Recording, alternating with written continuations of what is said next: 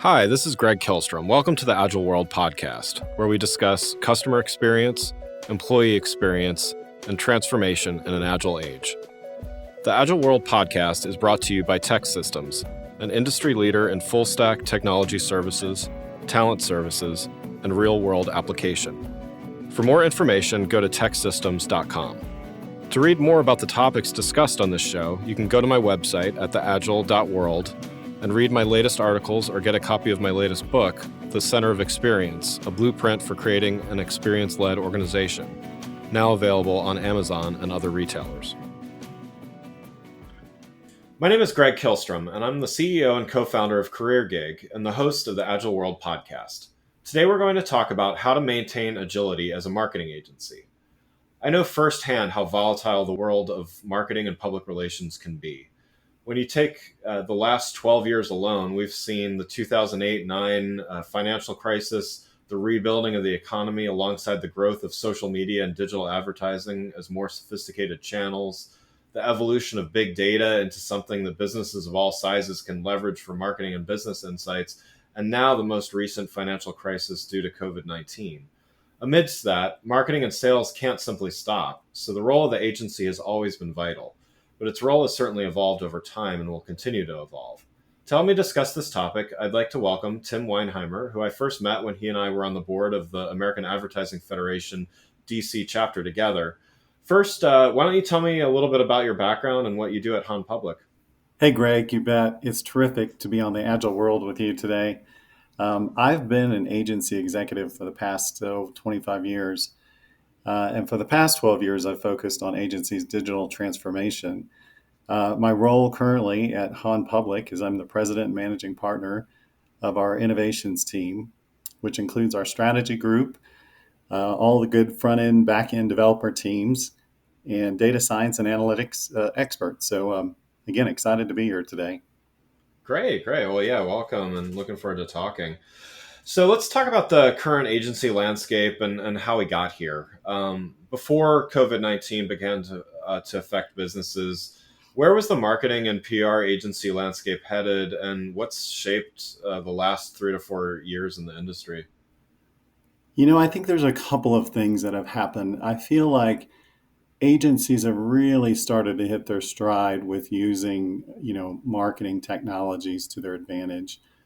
We joke a lot that there's people that are sort of Jedis, on how to use these platforms. So whether that's using them for social listening, to promote, protect their brand, or if they're actually getting into really driving, programmatic and episodic content experiences for their clients. It seems to me that one of the things we're seeing is that the true specialists or experts in their craft, when it comes to digital marketing, they've really figured out how to deliver personalization. It seems like there's been a lot of lip service to personalization, but I feel like things have really, really turned a corner, even in just the past few months, where people may have talked about, really using the tools, but it seems like everybody's up their game and said, hey, we've got to understand these platforms. The Yeah. mobile web has moved forward 3 years, so we have no choice but to, you know, use them to our advantage. Yeah. So what did the pandemic do to that existing trajectory, and what effect has it had on you and your agency and your work? For us, we were in a very unique place. We have an exceptional crisis communications team. So as COVID hit and furloughs were happening and staff reductions or safety and precautionary measures were put in place, we were really well positioned as an agency with a lot of the expertise that we had on our team. I would say the other thing that sort of happened is brands that may have been otherwise quiet or maybe pulled back during this time. We've seen clients move into more of a brand protection mode, so that they're actually, they're taking again the steps that they probably wouldn't have taken otherwise if it was just for the sake of promotion or public education. but rather taking the steps that they need to do to protect their brand for the future. Yeah. What lasting changes do you think are gonna? I mean, eventually, hopefully sooner than later, but eventually, at least most of this will subside. What lasting changes do you think this is going to have on the agency world? You know, probably one of the biggest changes will be the adjustment to a virtual, creative, collaborative environment.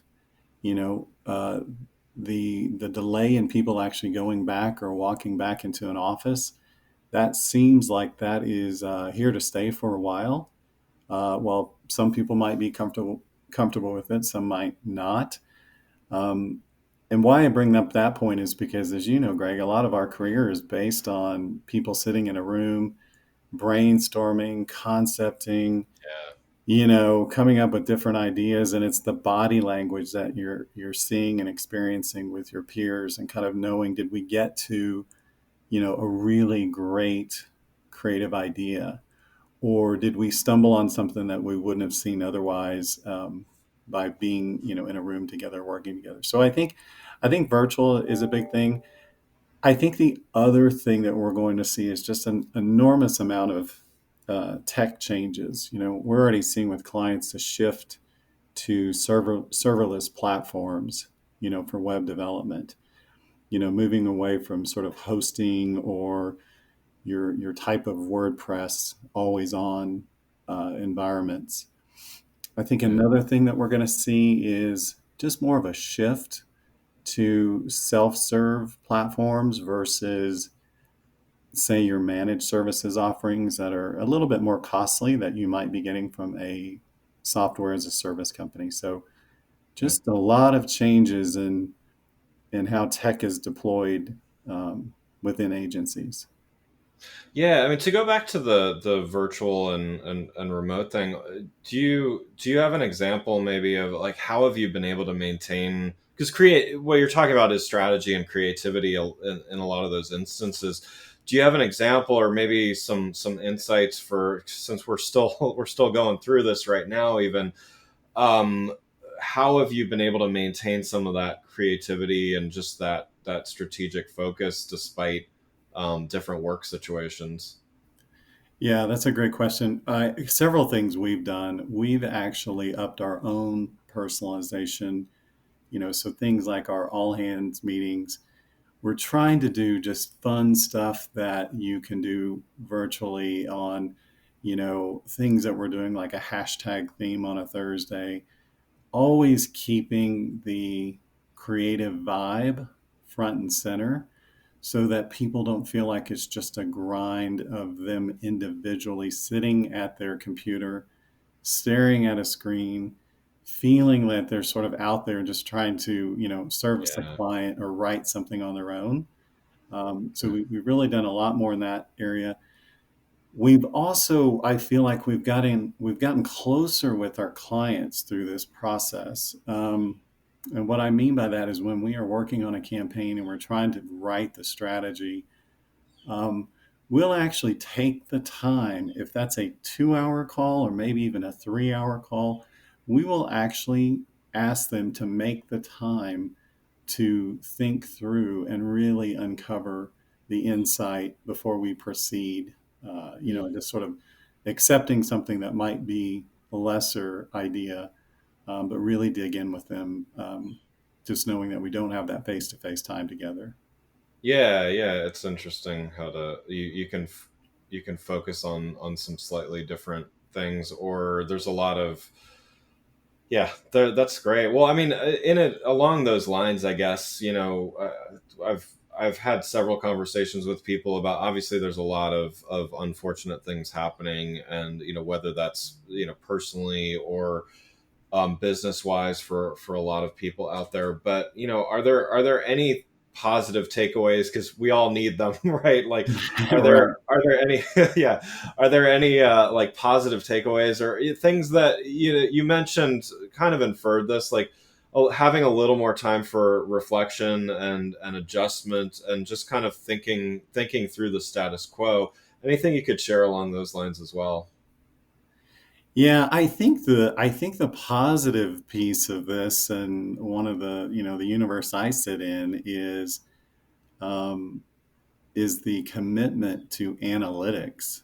That might sound weird, but I feel like the a true report card of knowing how things have shifted or changed, how behaviors have changed, um, what clients are ready to do with their data, with finding data.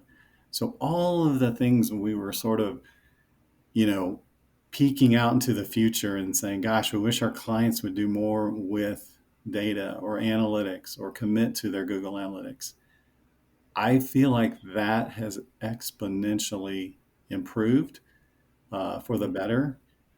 And there's a lot more truth that we can get as communicators from that data and those insights than we were able to do before.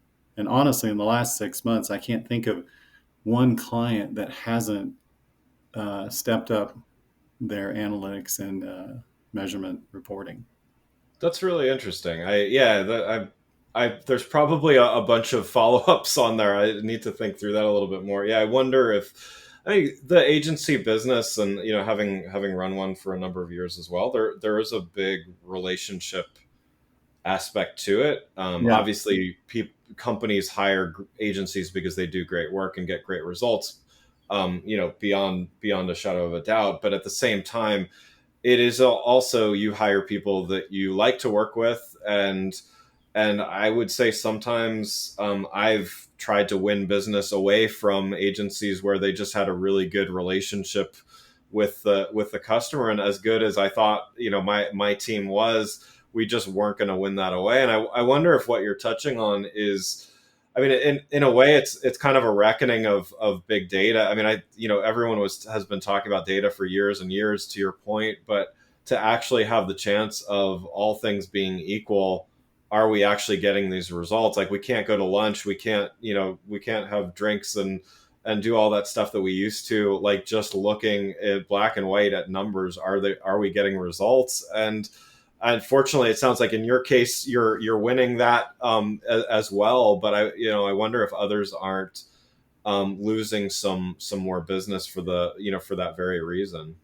I think it could be. I'll give you a really good example of this. Is one of our clients is a big energy client, and while we've had a really good handle on all of their .com and their web data and all of the external metrics, um, as COVID hit, they put a lot of online programs in place for employees and through their mobile app for employees and the ways that the C-level team would communicate, et cetera, et cetera.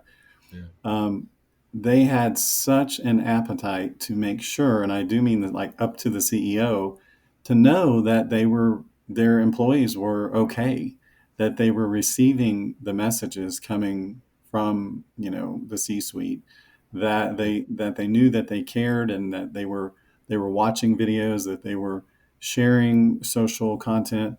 They really wanted to know that everything they were doing was making it out to the thousands of employees in this company. So Yeah. again, we would have never probably had that metrics conversation with them prior to COVID. Yeah, yeah, that's really interesting. Well, yeah, let's switch gears a little bit and talk about, agility in general as it pertains to agencies. So, you've worked for several agencies over your career, from Ogilvy to McCann to Ketchum and others. What, traits were present when those agencies were successful, and what can be applied to your work today, or to those listening? I think for me, I was so fortunate to learn from the best in the business. So I would say three words come to mind, and that's subject matter experts. I felt like I've been one of the luckiest people to actually learn from so many experts over the years. Stan Richards with the Richards Group.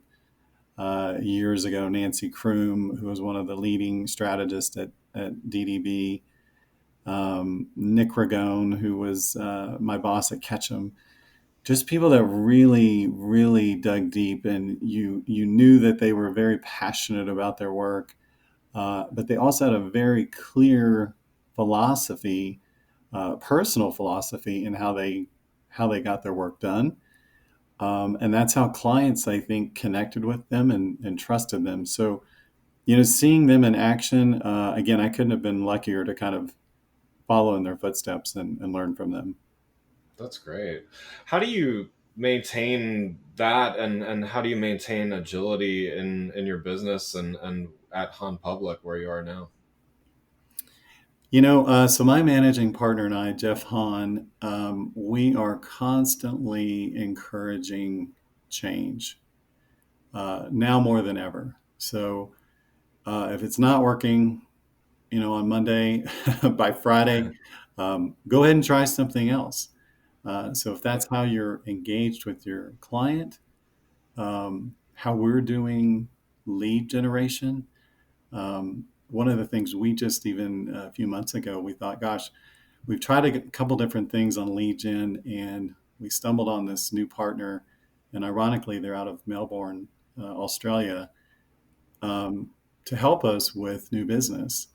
And they have such an impressive program and an email system, and it was really everything we needed. So um, again, I think for agility, we're always saying it is okay to take a few risks, take more risk than probably what we used to encourage people, but to stick your neck out and go, you know, look at a new software. We don't have to use the same tools that we've used for the last 2 years. Yeah. Do we need to reevaluate how we're even staffing?